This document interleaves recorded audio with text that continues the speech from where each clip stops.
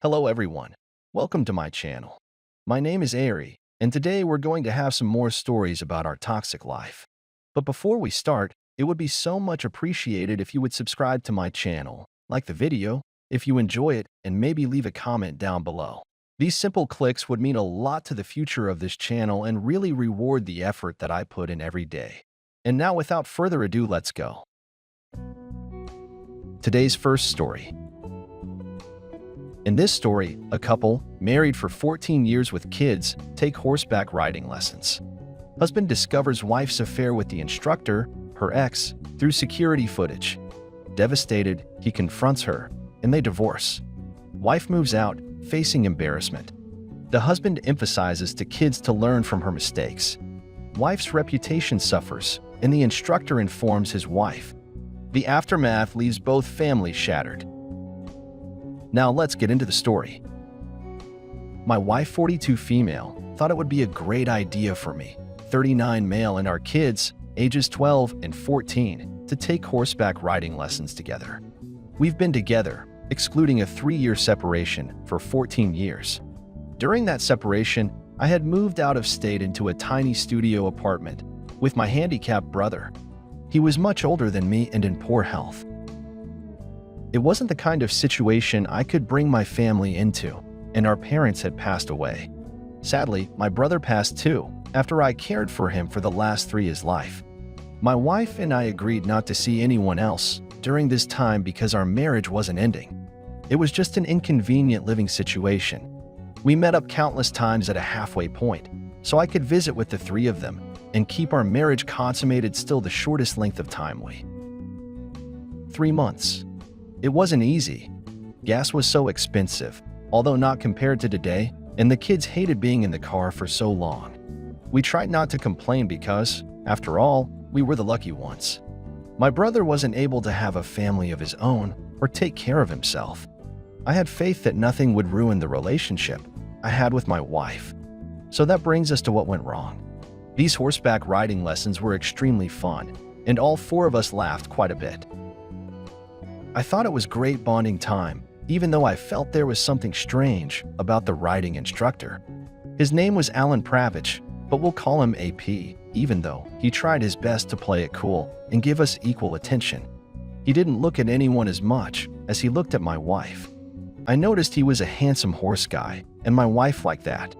They flirted a little, but to the untrained eye, it could have just been playful chatting. AP flirted a little harder. Whenever he thought I wasn't looking, he'd wink at my wife, do the eyebrow ULA, and even touched her butt in the saddle. I didn't want to cause a scene in front of our kids and didn't want to cause a rift between me and my wife. This was supposed to be fun bonding time for our family. I didn't think anything was really going on between them. It was surely harmless, fruitless flirting. One day I was cleaning the security cameras of our home when I got the urge to check that week's recorded videos minute by minute. Imagine my surprise when I came across my wife in the backyard at 3 a.m., having intimate with another man. I dropped my coffee cup, which crashed onto the floor. It woke up my wife, and she rushed in asking what happened. I showed her the video, screaming that before I slapped her and called her a cheater. I didn't know that our kids woke up and were devastated by what they could hear from the hallway. Their mom cheated on their father with the man that gave all of us horseback riding lessons. In her desperation to make it up to me, she told me everything. This man was actually her ex from years before. I asked her how long ago, and she really didn't want to answer, but she was sobbing and desperate to make it up to me. She admitted she met AP while I was living with my brother. It felt like something knocked the wind out of me. At this moment, I asked her if they slept together back then too, and all she could do was not. It had only been 2 years since I moved back in with my family. I just looked away and tried to focus on my breathing, while she explained that she knew he offered riding lessons and would agree to teach us all for cheap. She said she honestly didn't think that this would backfire, or that anything would happen between them again. She didn't intend to start an affair, but that's what happened. This was basically the same affair that I never knew about. I asked how many times they had intimacy, and she said, since I moved back, and it was only this one time, because they didn't have anywhere safe to do it. There were cameras all over his farm, and his wife checked them all the time. She saw my surprise and disappointment when she said he was married too. I realized I was looking at someone I couldn't trust. She probably didn't think I would happen to check this week's security footage minute by minute, and if you would have asked me 10 minutes before I decided to, I would have told you that was a crazy idea. But lo and behold, for some reason I did, and this was the outcome. I told my wife I wouldn't forgive her for this, and the kids entered the room to tell her the same. Hearing that from your children isn't easy. She really broke down and didn't know how to handle herself. She decided pretty quickly to move out due to excruciating embarrassment and shame. The days leading up to her departure were extremely awkward. The kids only wanted to speak to me and pretended she wasn't there. I did have a conversation with them saying that even though their mother cheated on me, she was still their mother, and they only needed to take this poor decision of hers as a lesson on what not to do when they grow up. Now we've been divorced for a few months, and she only comes in the mornings to feed the children before school. Anyone my wife knew quickly found out that she was the reason our family fell apart. I'm not sure where she stays now, but I know she's far from being able to afford a place of her own. As for AP told his wife what happened and offered to send her a clip of the video. She thanked me, but that was it. I guess if I was more nosy, I'd know if they were getting divorced too. Today's second story. In this story, after 2 years of marriage, I discovered my wife, Camilla, was cheating. Initially, we connected over mutual interests while I worked as a programmer and she became a chef. I lavished her with gifts and support, but her late nights at the restaurant raised suspicions. Upon finding evidence of her affair, I confronted them, resulting in both losing their jobs and our subsequent divorce. Now let's get into the story. My wife and I had been married for 2 years before I found out she was cheating on me. When Camilla and I met, I was working at a big tech company as a programmer, and we happened to be at a mutual friend's restaurant opening where she became a chef some months after. I was doing great financially at that time during our talking stage. Camilla wasn't really the kind of girl who wanted me to spend too much time with her, because she thought I was one of those men that wanted to have a nice time with her and leave.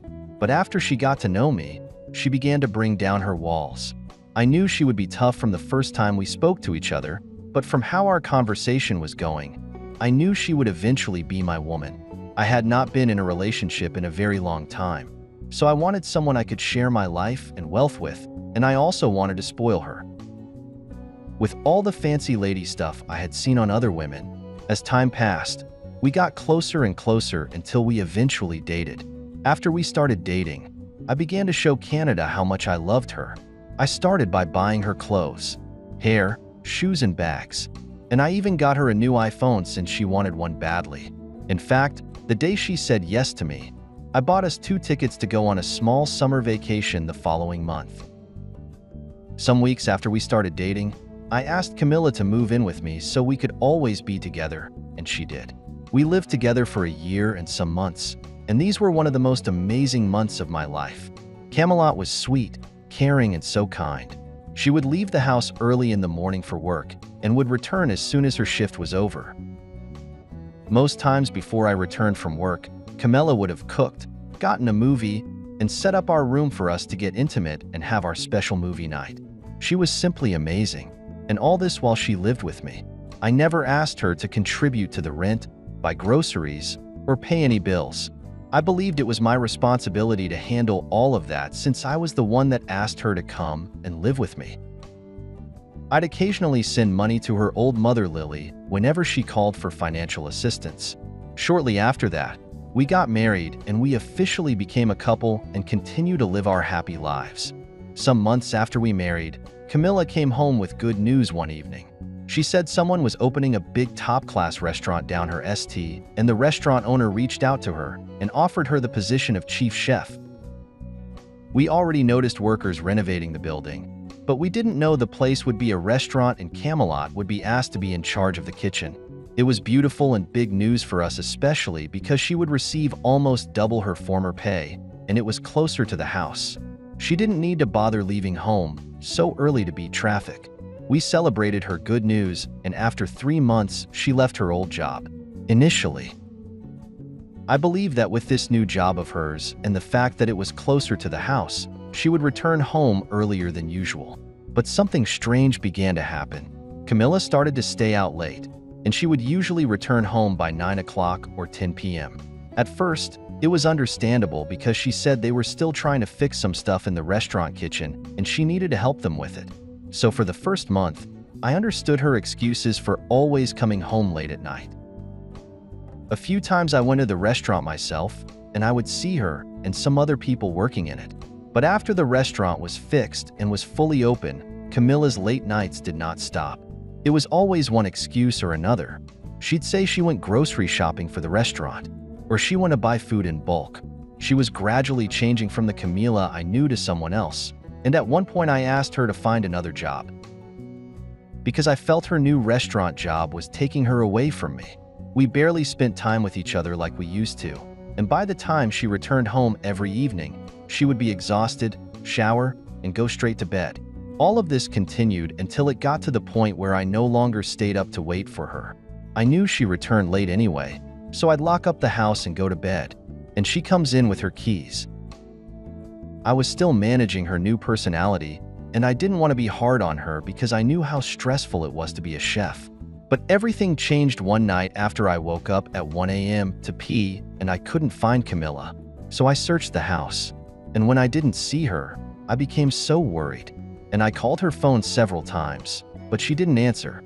There were a lot of thoughts running through my head, but the first thing I had to do was go to her restaurant. While I was jogging down to the restaurant, Camilla called. As soon as I picked up the call, I heard a stranger's voice. The lady said she saw the phone on the beach and my nonstop calling forced her to call back. When I heard that, I was surprised that Camilla's phone was found at the beach, so I went to get it. On reaching it, I unlocked her phone, found multiple messages from a guy named Edwin, and realized Camilla had been cheating on me the whole time. As heartbroken as I was, I called Edwin and I introduced myself to him. When he knew it was me, he became speechless. Then I asked him to give the phone to Camilla. Immediately she began apologizing, but I told her to never come home because Edwin would be paying her bills.